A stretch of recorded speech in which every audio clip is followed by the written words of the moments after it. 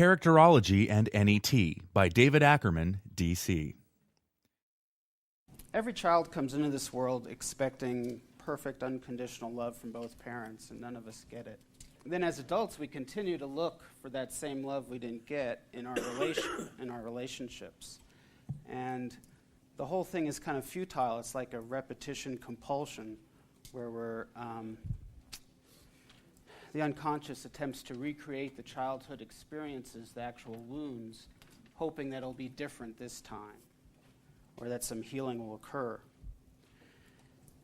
And there's 5 basic ways in which the child gets wounded, and it's from those 5 types of wounds that the 5 character types are formed. And where this work really comes from is a psychiatrist named Wilhelm Reich, who was a student of Freud's. And then he had 2 students, Alexander Lowen, who developed bioenergetics, and John Parakos, who developed core energetics.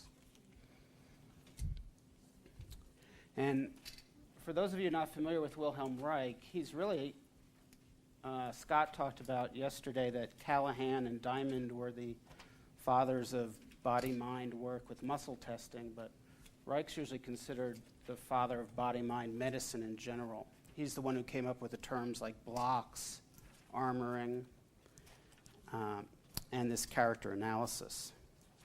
So the child's conceived energetically open. The child comes into the world open, and when it gets wounded bad enough, it decides, I don't ever want to feel that pain again.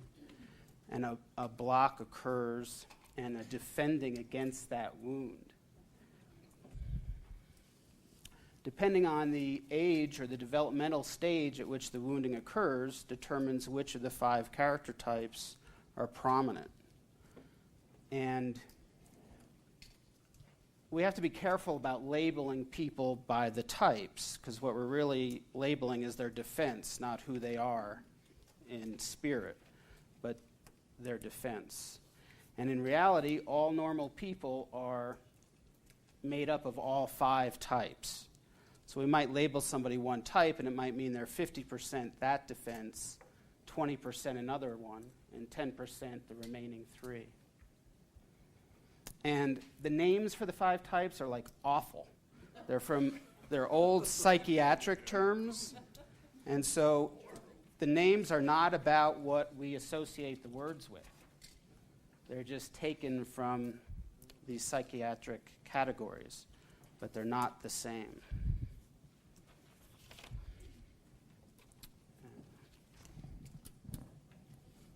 Talks about that a little bit there.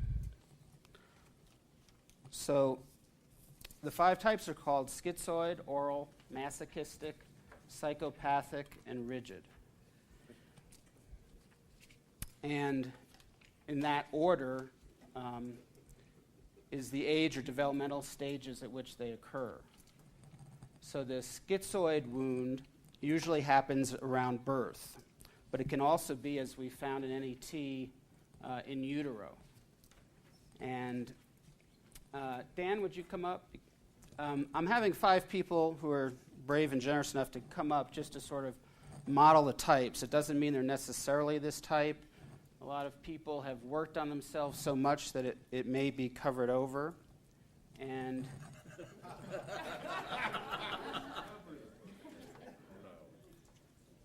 John's up because he's representing the 2nd type, the oral. But so the schizoid character type, if it was a traumatic birth, for example, it's sort of like they said, oops, I made a mistake. I don't really want to be here. I don't want to be in the body. I want to go back to the spirit world. And they have a defense where they can leave. Very often it's just what we call dissociating. So it's almost like they can just go up out through their crown chakra and off to the side and not be fully present and in the body. So these are the people we call spacey or ungrounded sometimes. They're, as a child, they might be very much into daydreaming or reading books in a fantasy world, so they're not fully present in the body. As adults, they're very good at spirituality because they already know how to meditate automatically or get out of the body. And their physical structure, the way it happens is the bodies will reflect these 5 types. So all of us are trained at looking at the body, and we already have the tools to diagnose which of the 5 types are, if we just know how to look. It's sort of like the wound that they're defending against changes the etheric body or the energy matrix that the physical body develops on. And that's why the physical body in an as above, so below way will reflect these character types. So the typical schizoid character type is very tall and thin. They often have neck problems. The atlas will go out from this pattern of leaving the body by tilting to the side. It's very common to have scoliosis. In fact, you can pretty much say the majority of people with scoliosis would have the schizoid wound.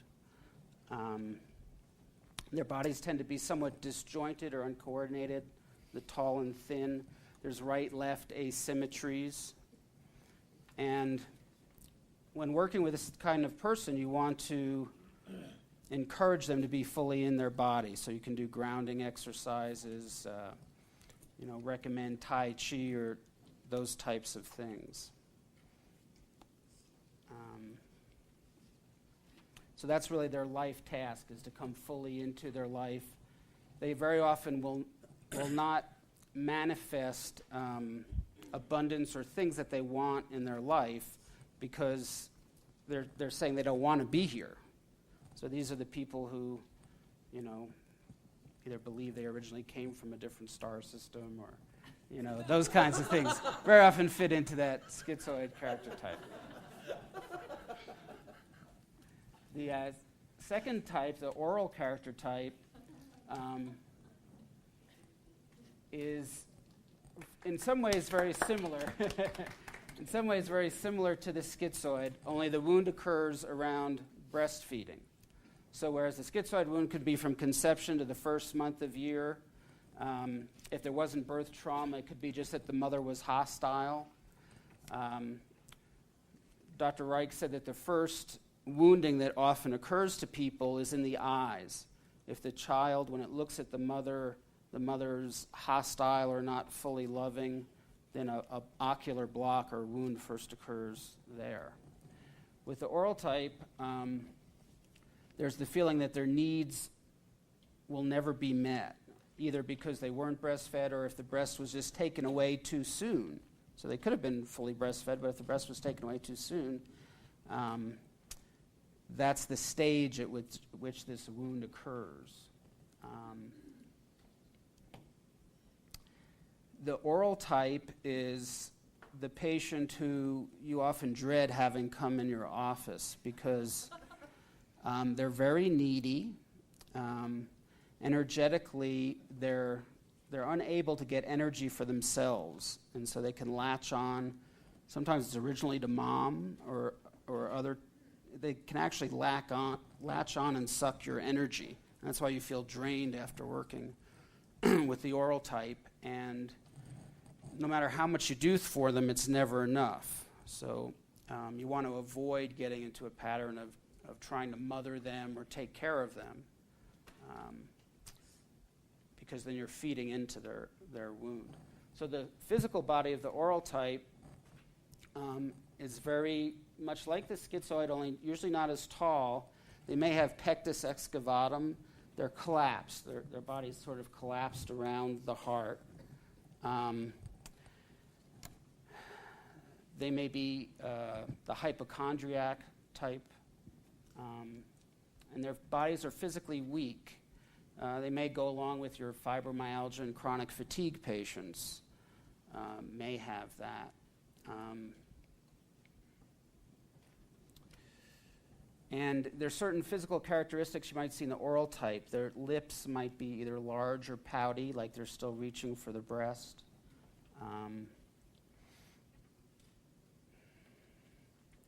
They might have a roundish face.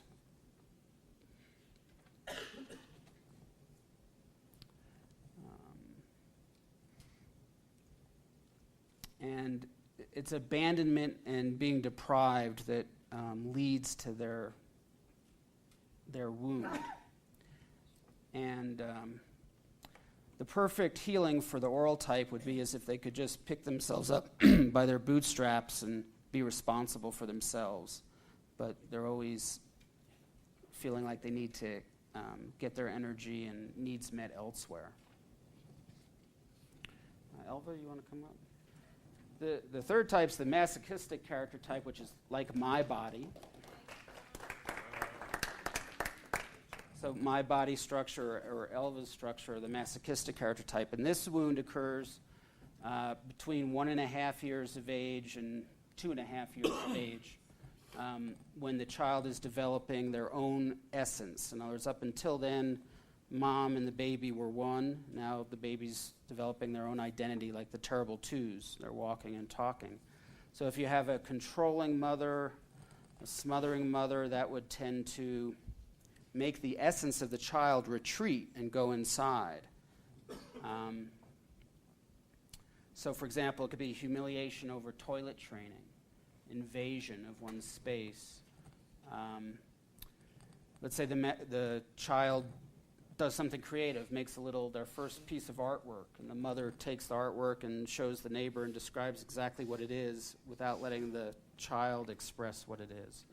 Or if the child stutters and the mother finishes the sentences for the child, it's like his essence gets robbed and retreats inside, and then they build a fortress or a wall to protect that essence. And so the body type, the masochist, is it's usually thick with especially thick legs and either muscular or heavy. Those of you who've read Elva's book know that she lost her parents when she was at this age, between 1.5 and 2 years of age. And that's certainly the kind of trauma that would lead to that kind of wounding.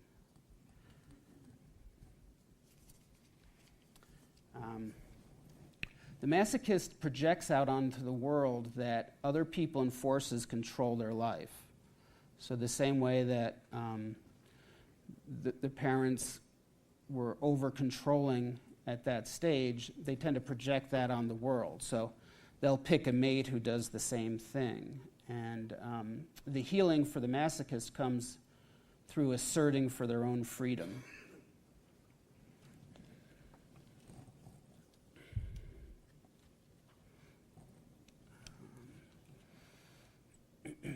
Very often we see people who've been victims of sexual abuse tended to get very large as a defense.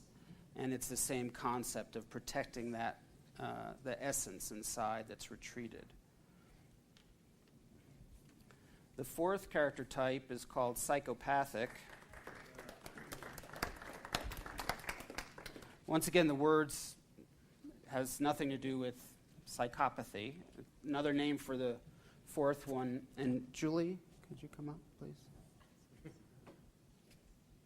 Another name for the fourth one is displaced. Their energy tends to be very large and big above the waist and smaller below the waist. So Julie isn't necessarily perfect, but what's typical is the legs would be really thin, whether a man or woman, the pelvis is small, and then the chest is very large, the shoulders are very large. And their main issue is around betrayal. So this could be like the Oedipal or Electra complex. So the opposite sex parent, in those complexes, the child believes that the same-sex parent is in competition with them for the opposite sex parent. And then when they feel like they've lost that contest, then they're being betrayed by the opposite sex parent. And so because of that betrayal, they have difficulty with trust. And the most important issue for the psychopath is to learn to trust again. They're very good at, they're very often successful in the world, good business people. They tend to want to be in control. And if they believe you're betraying them, they're very good at sort of attacking and directing their rage at you. So sometimes in a relationship, maybe the masochistic character type who believes other people and forces control their life might go into a relationship with the psychopathic, because then that would reinforce their belief. We all often do things where if we have a certain belief system, such as other people and forces control my life, we'll take a certain negative pleasure in that being true. So in other words, when somebody does something to hurt the masochist, they can go, see, I was right. It's other people and forces controlling me. And in some cases, the psychopathic character type, out of that early childhood betrayal, will try to control and manipulate things so that won't happen. In some cases, to the extent of lying about things. Some of the sociopathic liars come from this character type as well. And so they tend to be ungrounded like the schizoid, because of all the energy is being up in the head and in the upper part of the body and not the lower. The schizoid tends to only be grounded in the spirit world, and they're not grounded in the body. And the fifth character type, if somehow you make it through, thank you, Julie, if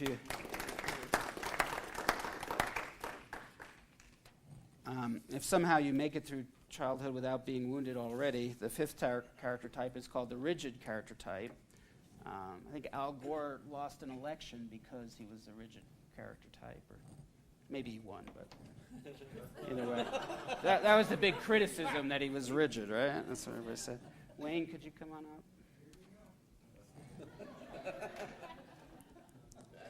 So, the rigid character type, the big wound for them is that their parents didn't value their essence, but just wanted them to look good and achieve good and make the parents look good.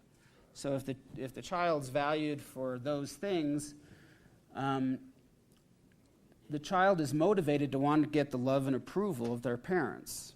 And we develop a mask. In other words, the child learns if they express their anger just real, then they don't get love and approval from their parents, so they develop a mask that they can put out to the world because they believe that'll solve the problem, and then they'll get that love and adoration. And so the rigid character type is very good at fulfilling that role. So this would be the high school quarterback and the cheerleader, and then they go on, do really well in college and the business world. They tend to not even enter therapy until later in life because society tells them there's nothing wrong with them. Their posture is perfect. Their bodies are 10s usually. Maybe mom wanted her daughter every hair to be perfectly in place. And so those things are valued. And so once again, like the masochist, the essence hasn't been seen. The unique spirit of that child was never seen, and so it retreats inside and is covered by this mask that they project to the world. So rigids would tend to go into relationship with other rigids, and then what happens is you get two people there who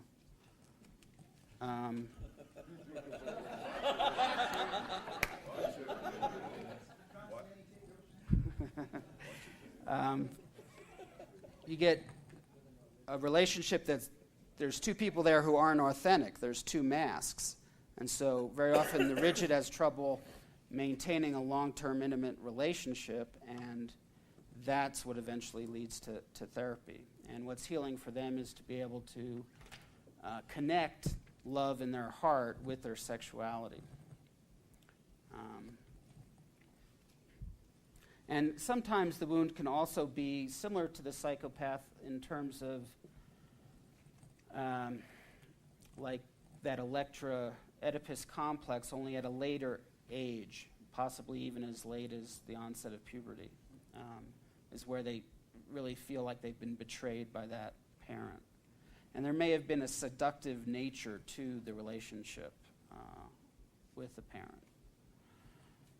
So the rigid manifested a body around the mask. Thanks, Mike.